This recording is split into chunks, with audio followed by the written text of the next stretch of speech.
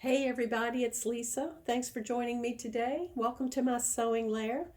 I want to share with you a quilt. This is my third rendition of this LeMoyne Star quilt on point. I had a twofold objective here. Number one, I had some feature fabric, which is this beautiful ruby star fabric that's in the star points and as well as in the middle, that I wanted to use up, and I didn't have a lot of it, so I really didn't know what the heck I was going to do with it.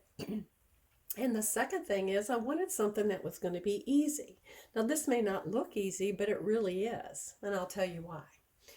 First, anytime you set a block on point, whether it's a quilt, such as we have here, or a block, anytime you set it on point, you basically are getting 1.4 times the real estate because you're putting on corner square triangles. So it really does increase your block without increasing complexity.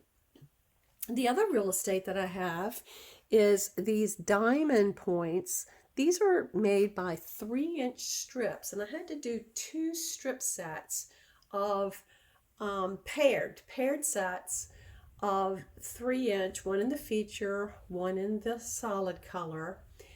And what's easier than doing a strip set? So I did that. Of course, the piecing of the diamonds, because of the way that I cut them and pieced them together, that was easy for me to do. It's a skill that I've mastered.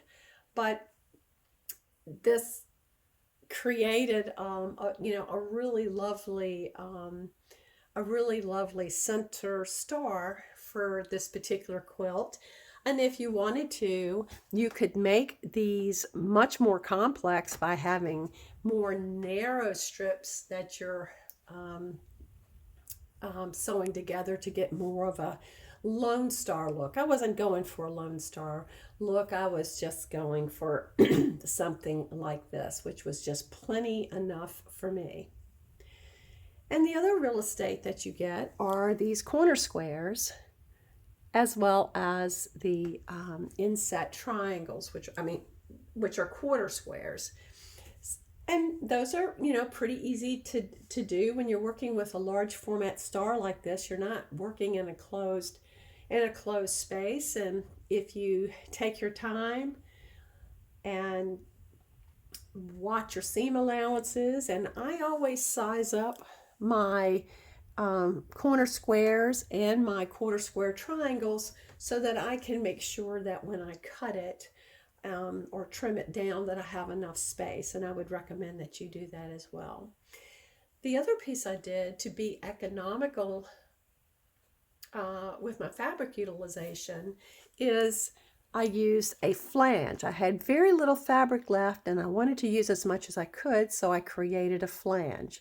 And this flange is about a 1/2 inch folded on the finish. And what's nice about that is it adds some dimensionality to your quilt. But you could just as easily do this as a border, and that border, depending on how much fabric you had, could be wider than this. So using a central kind of medallion theme of whatever, it could be anything. This could be a sawtooth star in a very large format in fabric that you like, and also well utilize maybe some feature fabric that you have for the interior of the star or even the star points. But the on point gives you a lot of real estate for a lot of bang for the buck, a lot of bang for very little time. And I chose to quilt this. I'm not a great quilter, but I chose to quilt this using 1/2 inch straight line quilting. And I may come in and do some more with this quarter square triangle.